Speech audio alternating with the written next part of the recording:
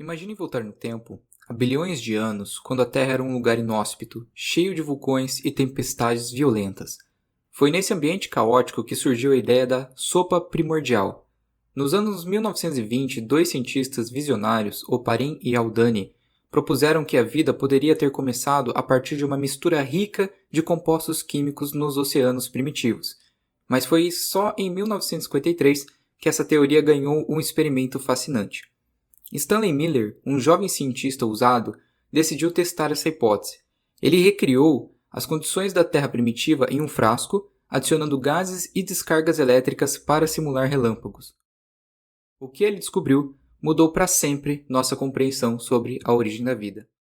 Olá, meu nome é Matheus Ferreira e hoje vamos explorar como a vida começou na Terra.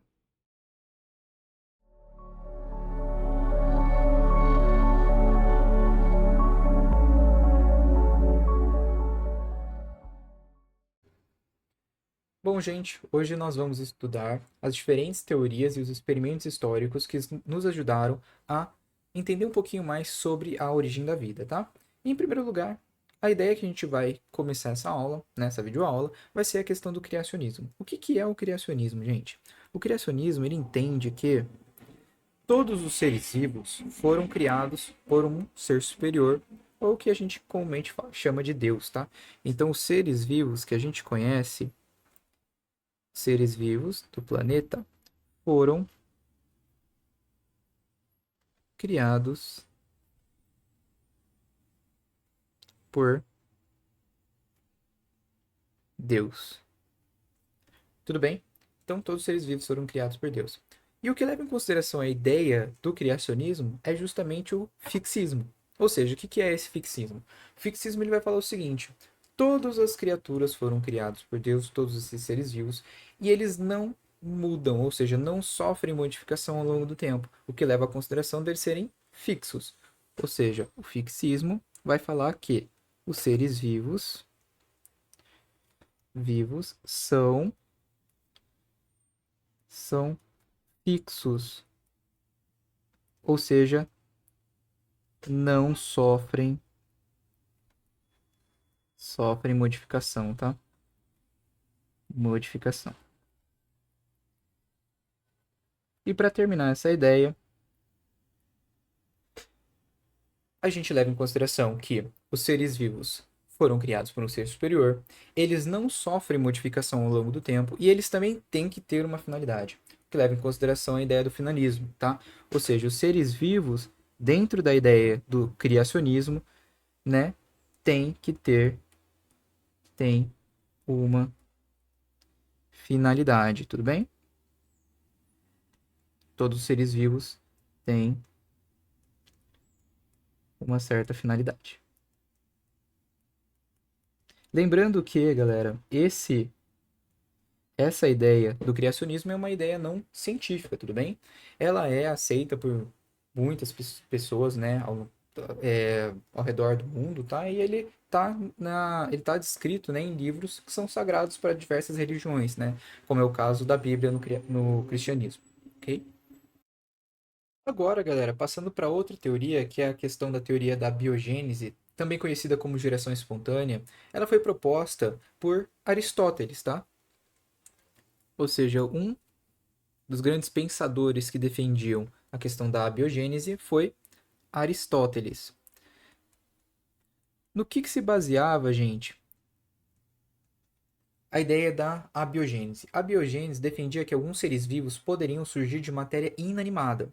E um exemplo clássico que a gente tem da ideia da biogênese foi de um também que acreditava na biogênese, o médico belga, que é o Jean-Baptiste Van Helmont, de 1579. Ele defendia a geração espontânea e indicava uma receita ainda para a questão da criação de vida. Ou seja, ele tinha uma receita, uma mandinga para criar vida. Como que era isso? Ele falava o seguinte, era só você, chegar de um dia suado, camiseta fedendo, tal, chegava lá, tinha um canto meio úmido da sua casa, que era pouco iluminado, você pegava e jogava lá. E aí você jogava alguns grãos, certo? Deixava lá por cerca de 21 dias e, no caso, nasciam, ou seja, cresciam daquela matéria inanimada, ratos. Ou seja, é a teoria que levava em consideração que o que você conseguia misturar lá tinha um certo princípio vital, ou seja, a vida nascia de matéria inanimada, ok? Só que daí, muito tempo depois, alguns pesquisadores, dentre eles o principal, que é o Francesco Redi, ele não acreditava na ideia da abiogênese. Ele queria fazer um certo experimento que falava, não, poxa, a biogênese, ela não pode ser verdade, por quê? Porque a vida ela tem que ser proveniente de outra vida, né? E como que foi esse experimento de Francesco Redi, né? Ele falou o seguinte, ele pegava vidros com carne, certo? E ele viu que se ele deixasse um certo vidro, né, no caso, esse vidro um aqui, com exposto ao ar, né? Colocava a carne dentro do vidro e deixava aberto. Ele via que, ao longo do tempo, chegavam moscas. Essas moscas desciam dentro desse vidro e deixavam o quê? Os ovos lá. Deixava os ovos lá. Ao longo do tempo, né? Ele via que esses vidros que ele deixava aberto, que foi exposto aos ovos das moscas que deixaram lá, cresciam deles alguns vermes lá, tudo bem? Ou seja, as larvas. Agora ele fez o contrário também. Ele colocou o vidro, né, o mesmo vidro que ele colocou, deixou aberto da outra vez, ele fechou com uma gaze. E ele percebeu que as moscas vinham, mas não deixavam os ovos dele na carne, tá? E ao longo do tempo não acontecia nada com essa carne, ou seja, não eclodiram novas larvas. E aí ele falou uma coisa, ele deixou isso claro, né? Que ele falou, não, poxa, a biogênese está errada e a biogênese está certa. Ou seja, a vida ela só é proveniente de outra vida, certo? No caso aqui, que a mosca deixou o ovo na carne e larvas ao longo do tempo surgiram. E ele cunhou, né, uma frase que é super famosa que chama Omni vivum ex vivo, ou seja, a vida provém da vida, ok?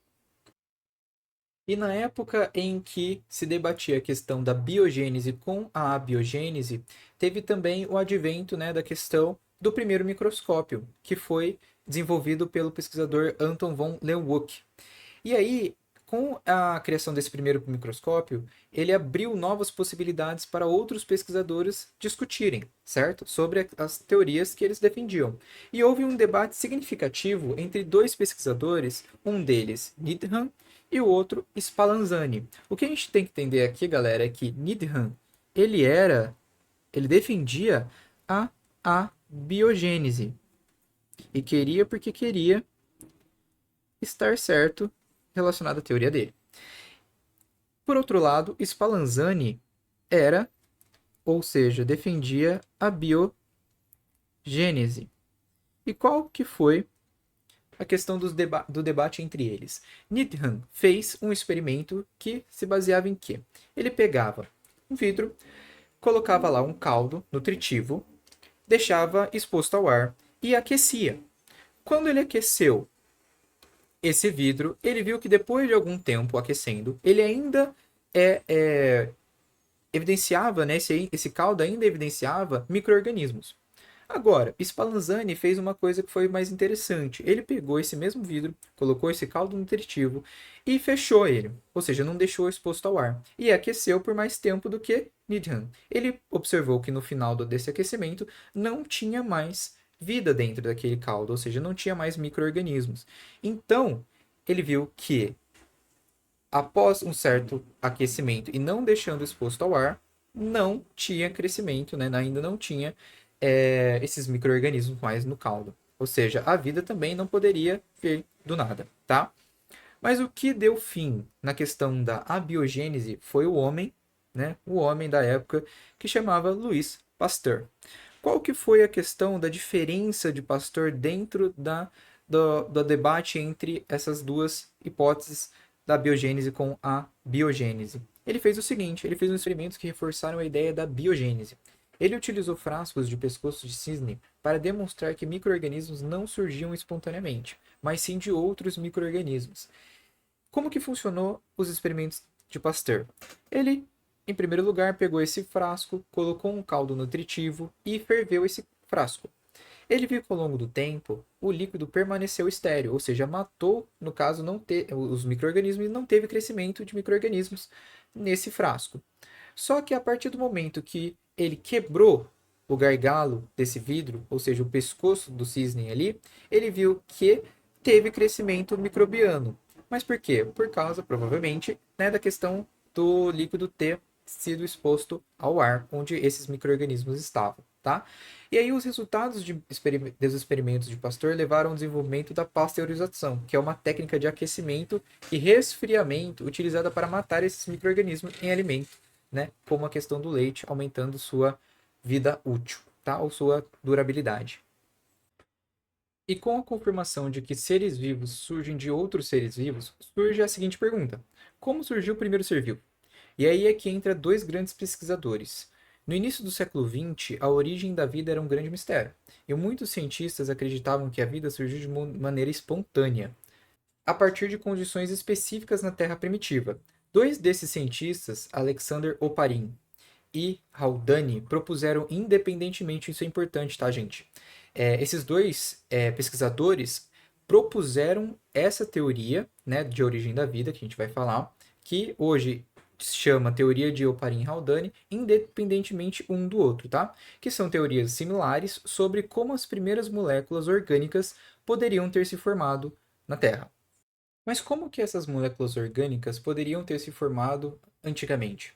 A Terra era um lugar muito diferente do que é hoje. Não havia oxigênio livre na atmosfera e o planeta era coberto por vulcões ativos, mares primitivos e tempestades elétricas. A atmosfera, de acordo com Oparin e Haldane, eram compostas principalmente de quatro gases, tá? O metano, certo? CH4, a amônia, que é o NH3, hidrogênio, ou seja, o gás hidrogênio, H2, e vapor de água. Tudo bem? Água em estado gasoso. E isso, né, essas moléculas da atmosfera primitiva, em conjunto com essas descargas elétricas, formaram os primeiros aminoácidos, né, no caso, os aminoácidos. E os aminoácidos formaram as primeiras proteínas, até que essas proteínas formaram o primeiro, né, no caso que a gente chama de os coacervados.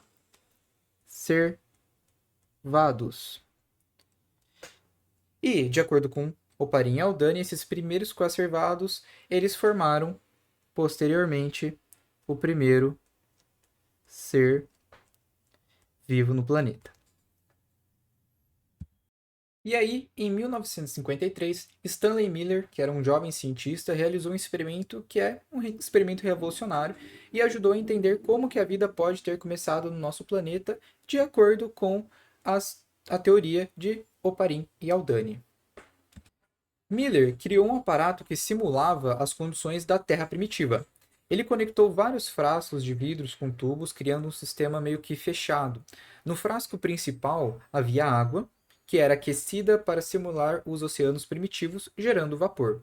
No topo do sistema, Miller colocou dois eletrodos para gerar faíscas elétricas que imitavam os antigos relâmpagos.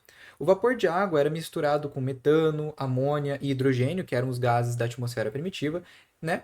E a mistura desses gases e o vapor passava por um condensador que resfriava o vapor da água, fazendo ele voltar ao estado líquido e completando o ciclo. E após uma semana de funcionamento contínuo, Miller meio que analisou o conteúdo do frasco, né, coletor, e o que ele encontrou foi sensacional.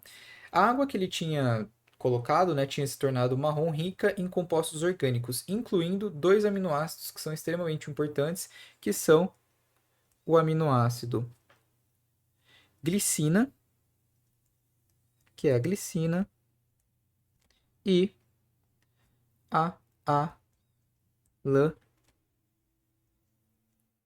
alanina, que são essenciais para a formação das proteínas. E esses resultados foram extremamente revolucionários, até porque eles mostram que, sob condições certas, as moléculas simples da atmosfera primitiva poderiam se combinar e formar moléculas orgânicas complexas. E isso sugeriria que os blocos de construção da vida poderiam ter se formado espontaneamente na Terra primitiva.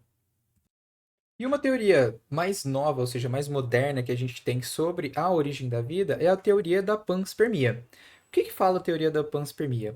Ela leva em consideração que a possibilidade, né, no caso, que os micro-organismos vieram à Terra, né, através do espaço. Ou seja, vieram a partir de cometas que vieram para a Terra, meteoritos, tudo bem? E apesar de vários experimentos mostrarem, né, que esses micro-organismos podem sobreviver a viagens espaciais, ainda não há, né, evidências concretas de que isso tenha ocorrido. E de fato a gente tem várias teorias que vão tentar explicar como que era o primeiro organismo que surgiu no planeta Terra, né? Ou seja, o primeiro ser vivo. E a primeira hipótese que a gente vai ver agora para terminar é a hipótese heterotrófica. Segundo essa hipótese, os primeiros seres vivos eram heterotróficos, ou seja, obtinham energia e nutrientes a partir de compostos orgânicos presentes no ambiente, né? Ou seja, a gente tem que, a partir dessa hipótese, que o primeiro ser vivo, ele era um ser vivo unicelular, ok? Unicelular, procarioto, ou seja, ele era mais parecido com bactérias, e anaeróbico e fermentador, ou seja, ele ele conseguia nutrientes e energia a partir da decomposição de compostos orgânicos que eram presentes no ambiente a partir da fermentação. Tudo bem? E a próxima é a hipótese autotrófica. A hipótese autotrófica leva em consideração que os primeiros seres vivos eles deveriam ter sido autotróficos quimiosintetizantes, ou seja, fazem a oxidação de rochas e assim obtêm energia e alimento. Bom, galera, agradeço muito. A gente fica por aqui. Se por um acaso vocês tiverem qualquer dúvida sobre a videoaula, deixem nos comentários que eu vou tentar responder todos vocês. Ajudem o canal se inscrevendo, dando like e, mais uma vez, muito obrigado. Até a próxima.